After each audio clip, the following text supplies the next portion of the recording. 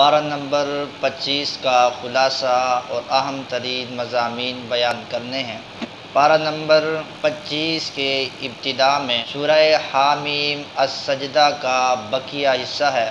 اللہ تبارک و تعالی پارہ نمبر 25 کے آغاز میں فرماتے ہیں الیہ یرد علم الساعہ، کہ قیامت کا علم یقینی طور پر اللہ تبارک و تعالی کے پاس ہے، اور عورت کے رحم میں بچہ ہے بچی ہے، مکمل تفصیلات ڈیٹیل کے ساتھ جاننے والی ذات صرف اور صرف اللہ تبارک و تعالی کی ہے۔ آگے اللہ تبارک و تعالی نے انسان کے مزاج کو بیان کیا ہے۔ اللہ فرماتے ہیں کہ انسان پر آسانیاں آئیں تو انسان اپنا کمال سمجھتا ہے، اور انسان پر مشکلات آئے تو انسان اللہ تبارک و تعالی سے شکوے شکایتیں کرتا ہے۔ حالانکہ مومن کی شان یہ ہے، اچھی حالت ہو تب بھی اللہ کا شکریہ ادا کرے، بری حالت آئے تب بھی اللہ تبارک و تعالی کا شکریہ ادا کرے۔ سورۃ الشورى ہے۔ سورۃ الشورى کو شورا اس لیے کہتے ہیں، شورا کا معنی ہوتا ہے مشورہ کرنا۔ آگے سورت میں آیت میں یہ لفظ موجود ہے وَأَمْرُهُمْ شُورَى بَيْنَهُمْ، اسی مناسبت سے اس سورت کا نام سورۃ الشورى رکھا گیا۔ سورۃ الشورى کے آغاز میں اللہ تبارک و تعالی نے ملائکہ فرشتوں کے حوالے سے یہ بات ذکر کی ہے کہ فرشتے اللہ تبارک و تعالی کی حمد و ثنا کرتے ہیں، اللہ تبارک و تعالی کی بڑائی اور کبریائی بیان کرتے ہیں، اور اہل ایمان کے لیے دعائیں بھی کرتے ہیں۔ آگے اللہ تبارک و تعالی فرماتے ہیں اللہ لطیف بعبادہ یرزق من یشاء، کہ اللہ تبارک و تعالی کی ایک صفت لطیف ہے، اور اللہ تبارک و تعالی جسے چاہتا ہے اپنے بندوں میں سے رزق عطا کرتا ہے۔ فرمایا من کان یرید حرث الآخرۃ نزد لہ فی حرثہ، جو بندہ آخرت کا ارادہ کرتا ہے اللہ تبارک و تعالی اس کی چاہت سے زیادہ اس کو آخرت عطا فرمائیں گے، اور جو بندہ دنیا کی چاہت رکھتا ہے، دنیا کا ارادہ رکھتا ہے، تو یہ بات ناممکن ہے کہ اللہ تبارک و تعالی دنیا اس کی چاہت کے مطابق عطا کرے۔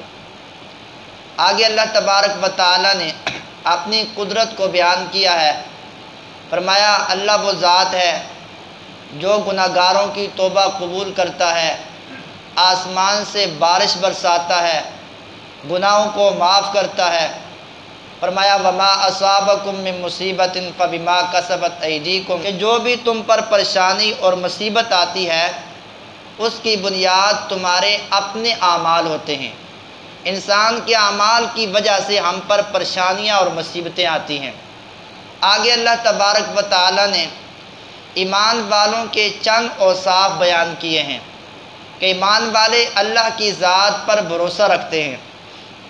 بھروسے کا مطلب یہ ہے کہ دنیاوی تمام اسباب بروئے کار لا کر نتیجہ اللہ کی ذات پر چھوڑ دیتے ہیں۔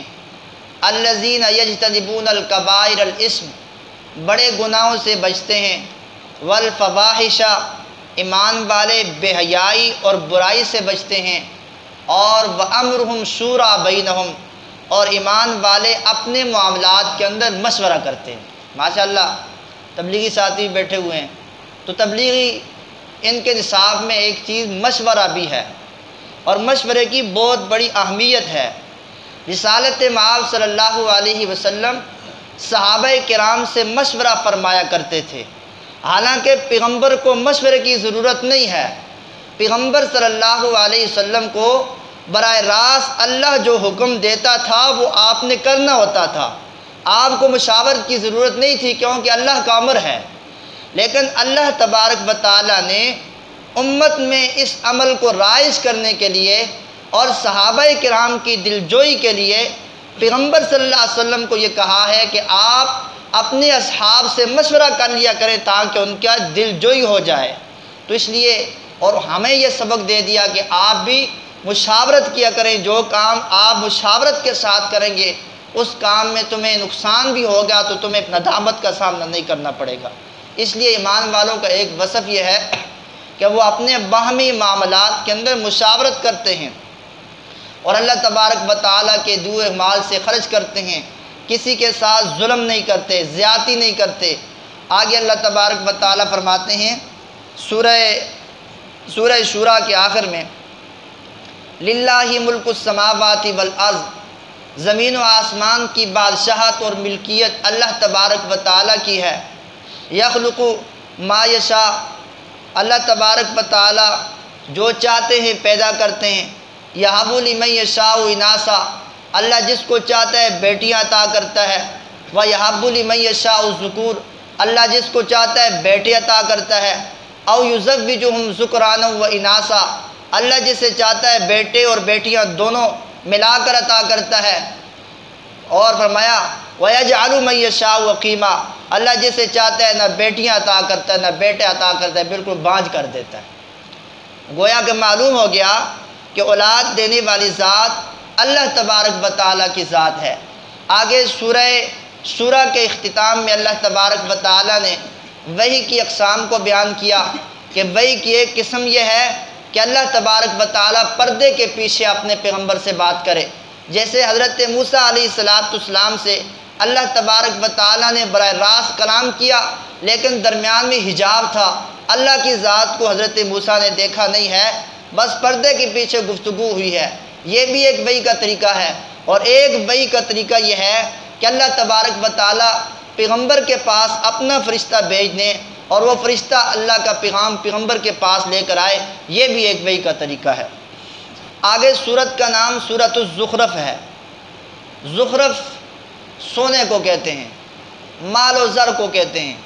اسی سورت کے اندر زخرفہ کا لفظ موجود ہے، اسی مناسبت سے اس سورت کا نام سورۃ الزخرف رکھا گیا۔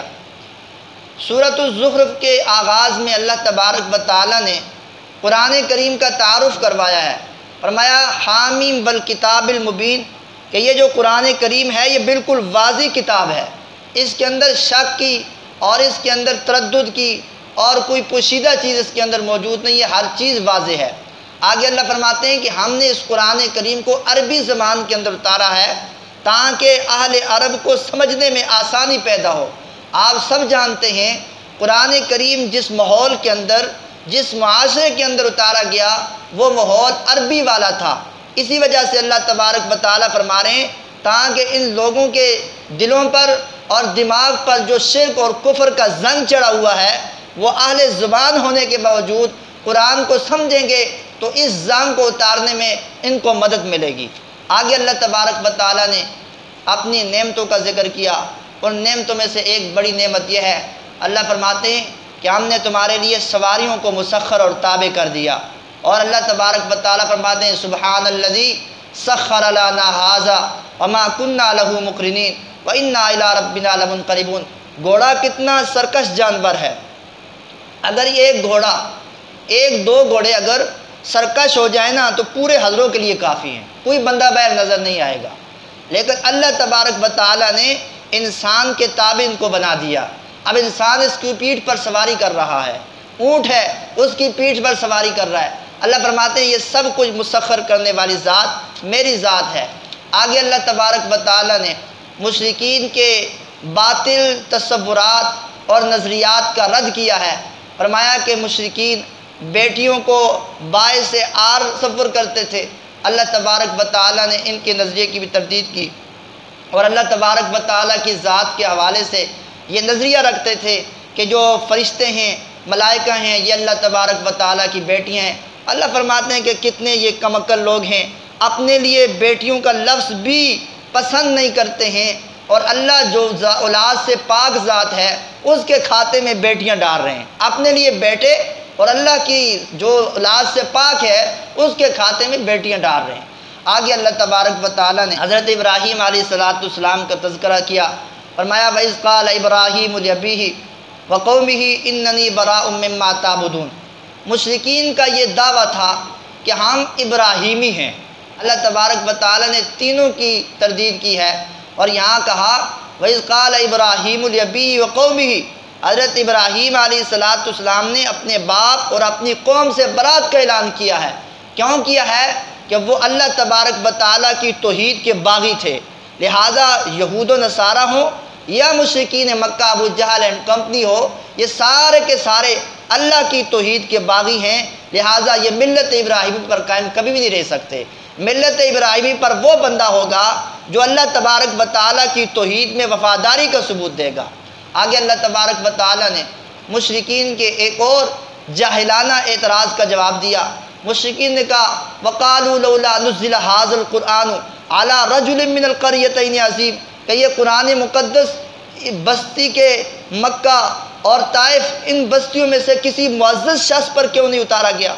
یہ غریب بندہ، یتیم بچہ اور جس کا باپ بھی نہیں ہے اور جو مالی اعتبار سے بھی نبی پاک صلی اللہ علیہ وسلم کے بارے میں بولا کہ کمزور ہے، اس پر کیوں اتار دیا، اس کا انتخاب کیوں کیا؟ اللہ تبارک و تعالیٰ نے فرمایا کہ نحن قسمنا بینہم معیشتہم فی الحیات الدنیا ورفعنا بعضهم فوق بعض درجات، کہ یہ انتخاب اللہ کا ہے، یہ تمہارا نہیں ہے۔ اللہ جسے چاہتے ہیں یہ نبوت والا منصب عطا کرتے ہیں، اللہ جسے چاہتے ہیں بلندیوں پر فائز کر دیتے ہیں، لہذا آپ کا اس میں کوئی عمل دخل نہیں ہے۔ آگے اللہ تبارک و تعالیٰ نے حضرت موسیٰ علیہ السلام کے حوالے سے کچھ تفصیلات بیان کی اور حضرت عیسیٰ علیہ السلام کی نبوت کو بیان کیا۔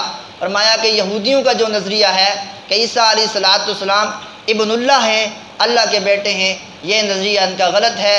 آگے سورۃ الزخرف کے اختتام میں اللہ تبارک و تعالیٰ نے پیغمبر صلی اللہ علیہ وسلم کو تسلی دی ہے۔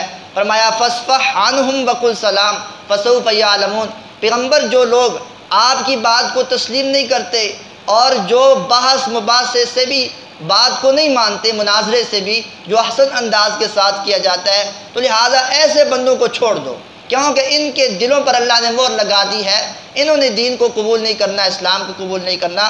فرمایا فسوف یعلمون، ان قریب قیامت کے دن ان کو پتہ چل جائے گا کھرا کون ہے اور کھوٹا کون ہے۔ آگے جی سورت کا نام ہے سورۃ الدخان۔ سورۃ الدخان، دخان کا معنی ہوتا ہے دھواں۔ اللہ تبارک و تعالیٰ نے اس صورت میں دھوئیں کا تذکرہ کیا ہے جو مشرکین پر بطور عذاب کے آنا ہے۔ دو طرح کی تفاسیر منقول ہیں۔